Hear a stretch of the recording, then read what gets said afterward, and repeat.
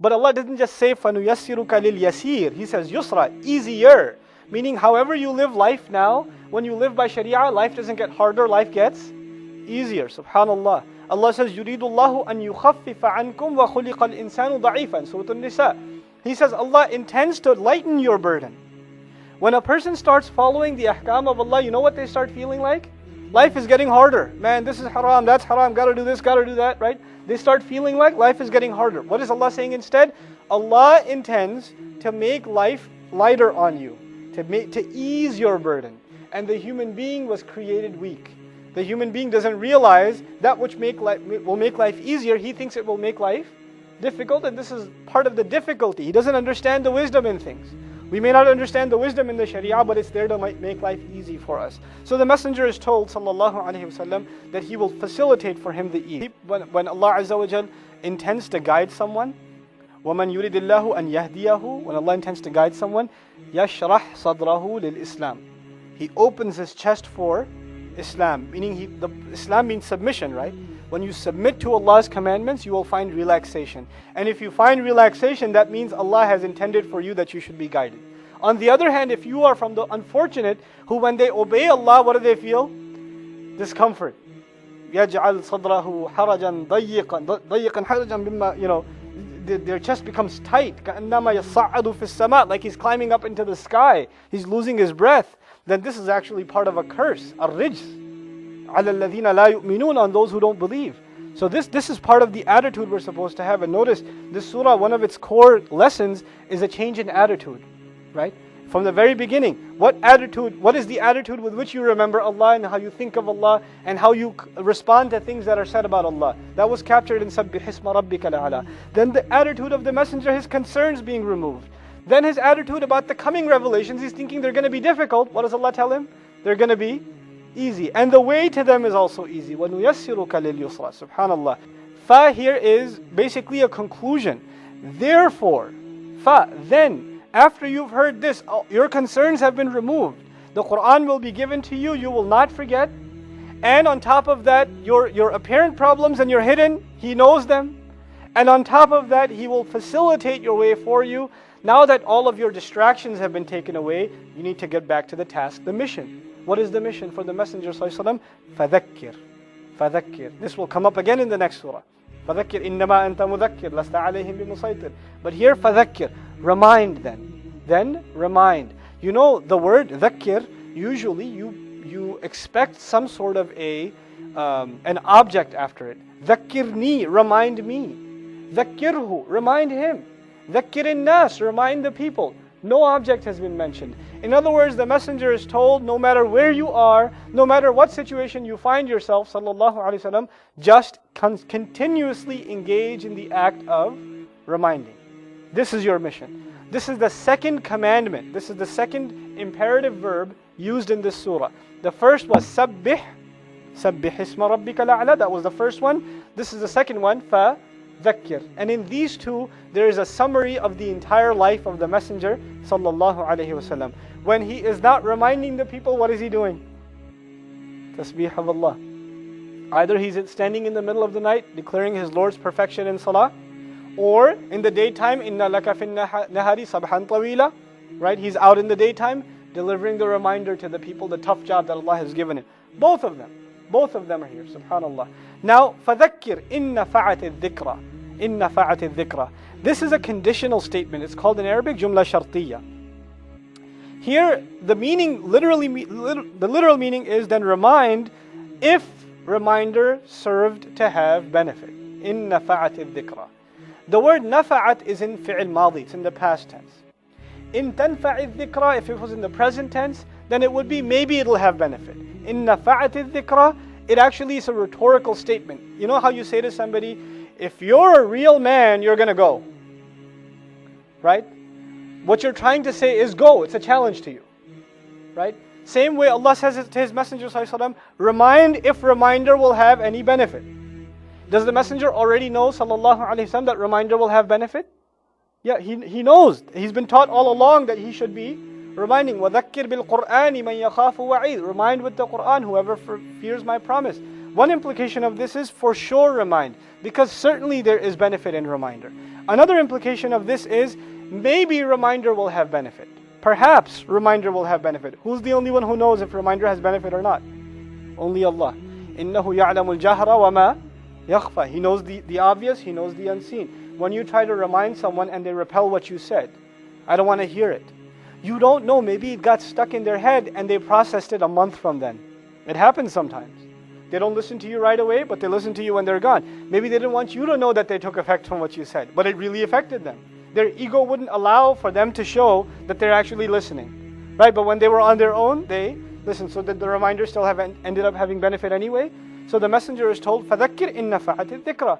This is actually our attitude towards people. We don't judge people. We remind. Sometimes, you're with your cousins, with your family, with your friends. Maybe I should remind them. Maybe I should say something. Maybe I should say something about the kind of language they're using. Maybe I should say something about how they're wasting their time. Maybe I should say something about where they should be putting their eyes where they shouldn't be putting their eyes. Maybe I should remind them. And you say, nah, they're not going to listen. They're not that religious. They're not the type. They're not the masjid type. So I shouldn't probably remind them. Right? It'll probably sour our relationship. Allah says, regardless, don't think in your head who you should be reminding and who you shouldn't be reminding, because Allah has not given you the license to see what's inside anybody's heart. And this reminder can benefit anyone. Anyone. So much so that as hopeless as the case of Fir'aun is, does he still get sent a reminder? Allah still sends him a reminder. Even though he's Fir'aun, the guy is a genocidal maniac. But still, no judgment is passed on him until he makes the decision himself. So anyway, فَذَكِّرْ إِن نَفَعَتِ الذِّكْرَى. The word dhikra is an interesting noun in the Arabic language. It is argued that it comes from ذَكَرَ يَذْكُرُ ذِكْرٌ or dhikran, that it's the hyperbolized or the mubalagha form of dhikr, powerful reminder then. That the powerful reminder will benefit. In other words, when you deliver a reminder, it should be powerful. It shouldn't be weak. You should find good words. You should find strong words. You should find words that will appeal to that particular audience. So you should be careful in how you deliver a reminder to people. This is one thing. But the other thing, linguistically, according to Lisan al-Arab, the word dhikra is interesting because it could serve as an alternative masdar for three words. Dhakara, tadhakkara, and dhakkara, which is very powerful. Three different words that come from dhikr, and this could be a word that it carries the meanings of all of them. Now, how does that benefit us? This, if it comes from dhakara, then it means that just mentioning itself can have benefit. Dhakara means to remember, also to mention. Okay, so mentioning itself has benefit. Whoever benefits from it or not, you yourself will benefit when you mention Allah's name. This is the first thing. Tadhakkara, to make an effort to remember. That includes in it. It's included in it too. When you make an effort to remember Allah, no matter how far you get as far as the results, still benefit has come to you. This is the second meaning. The third meaning is it's from tadhkir, dhakkara, tadhkir. That reminding others, that activity in and of itself, regardless of whether you see the results on the outside or not, it will still carry benefit. All of these lessons are captured inside the words ad-dhikra. This is told to the Messenger sallallahu alaihi wasallam because he used to get very upset sallallahu alaihi wasallam when people didn't listen to the clear message. فَلَعَلَّكَ بَاخِعٌ نَفْسَكَ عَلَى آثَارِهِمْ إِن لَمْ يُؤْمِنُوا بِهَذَا الْحَدِيثِ أَسَفًا. You're going to kill yourself over grief if they don't believe in this beautiful speech, in this clear speech. Are you going to kill yourself over grief? So Allah says, no, don't worry about anything else. The only job you have to do is what? Remind. فَذَكِّرْ إِن نَفَعَتِ الذِّكْرَى. Then سَيَذَّكَّرُ مَنْ يَخْشَى. يَذَّكَّرُ from tadhakkur. Soon, very soon, the one who will make an effort to remember, tadhakkara, to make an effort to remember. Tafa'ul includes an effort in it, right? So, the one who fears will make an effort to remember. Now you see the word man here? Allah does not say سَيَذَّكَّرُ الَّذِي يَخْشَى. He didn't say الَّذِي, He said man. And commonly in English, we don't really see the difference between the two, so I want to highlight that here. The word man could be anyone. Anyone who has fear in them, and khashiyah came up a few surahs before, I believe even in Surah Abasa and even in Nazi'at. The word khashiyah means to fear something greater than yourself, or fear something that has power to overcome you. Okay, that's what khashiyah is. Allah says, whoever has that khashiyah, whoever will have that fear, even for a little while, will make an effort then to remember. They will make an effort to remember. سَيَذَّكَّرُ مَنْ يَخْشَى. So the messenger is told to remind. Now, is the reminder scary oftentimes? Yes. The one who is scared will make an effort to remember for themselves. They will exercise their memory and remember. And by the way, what will they remember? What will they remember? The ayat that are being recited to them. Because the messenger is told, remind with what? Dhakkir bil Quran. Remind with the Quran. So if one gets scared about their destiny, they start remembering. And what do they make an effort to remember? The word of Allah. That is the dhikr that's being talked about here. Inna nahnu nazzalna dhikra wa inna lahu lahafidhun. So the word, if alladhi was used, Allah would have been talking about somebody in particular. But if man is being used, the scope is open. Anybody who has any fear can still make their way back and can still make an effort to remember. سَيَذَّكَّرُ مَنْ يَخْشَى وَيَتَجَنَّبُهَا الْأَشْقَى. And who will make an effort to run away and to avoid at all costs the remembrance. The ha here refers to dhikra, right? And the ashqa, al-ashqa. Ashqa comes from shaqiya. Shaqawatan, to be unfortunate. Shaqi is the opposite of, or the antonym of, the did of Sa'id. Sa'id is happy or fortunate. Shaqi is someone unfortunate, meaning someone who doesn't have the fortune of good things, good speech, good advice, good counsel, good company. The guy doesn't have anything good. This is called Shaqi. Ashqa, the most unlucky, the most unfortunate, who doesn't have any good things in his life whatsoever, mostly refers to good advice and good counsel. So Allah says this most unfortunate person who surrounds himself with evil company, an evil reminder, an evil discourse, right, wasting his life away, this person will make all efforts to avoid this message. Tajannub comes from jam. Jam means side. Tajannub means to avoid even touching your side, to distance yourself from something and to keep far away. So this person will make all efforts to distance himself from this reminder. This is the most unfortunate person of all. He thinks the people that take the remembrance are unfortunate, but the reality Allah describes, he is the most unfortunate. He is the most unfortunate. And what will make it clear that he's the most unfortunate? الَّذِي يَصْلَ النَّارَ الْكُبْرَى. By the way, in the language, we had يَذَّكَّرُ and يَتَجَنَّبُ from the same pattern, tafa'ul. One is making the effort to remember, the other is making the effort to what?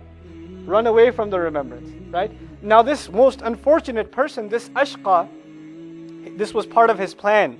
Just like in the previous surah, إِنَّهُمْ يَكِيدُونَ. Okay, they're making a plan. What was his plan? To stay away from this reminder at a personal level. He wanted to stay away. Now Allah says, what makes him so unfortunate? الَّذِي يَصْلَ النَّارَ الْكُبْرَى. The one who will enter the fire, the great fire. And we talked about the word yasla not being passive. It doesn't mean he will be entered into or he will be cast into. When you see he will be cast into prison, it feels like some guard threw him in, right? Yasla means he'll throw himself in. He'll go himself. His limbs will rebel against him. His hands, his legs, his feet, they'll all rebel against him. They'll go back to the slavery of Allah and he'll cast himself into the fire. He himself, subhanallah. الَّذِي يَصْلَ النَّارَ الْكُبْرَى. And this, in the previous surah, Allah said, وَأَكِيدُ كَيْدًا. I'm making a plan too.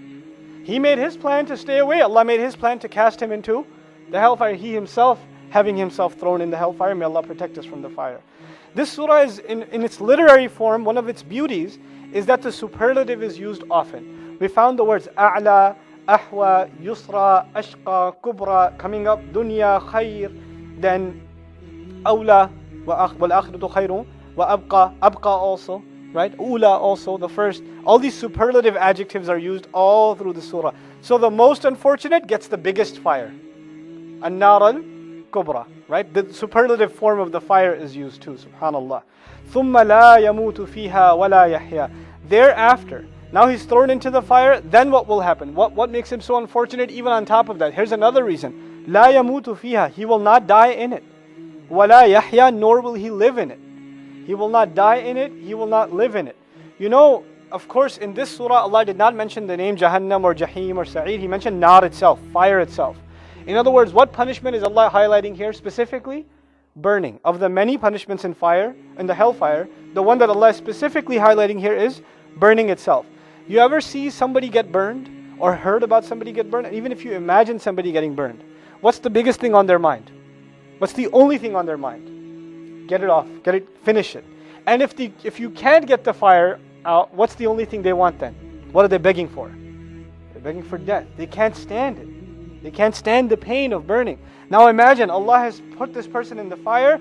وَيَأْتِيهِ الْمَوْتُ مِنْ كُلِّ مَكَانٍ وَمَا هُوَ بِمَيِّتٍ. Death will come to him from every direction. He has every reason to die, but he will never ever die. وَمَا هُوَ بِمَيِّتٍ. He will never die. But would you call that life?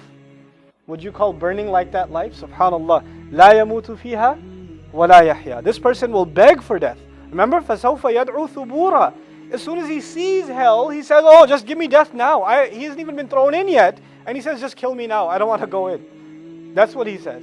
But now Allah says, no, لا يموت فيها ولا يحيا. اللهم لا تجعلنا من أصحاب النار.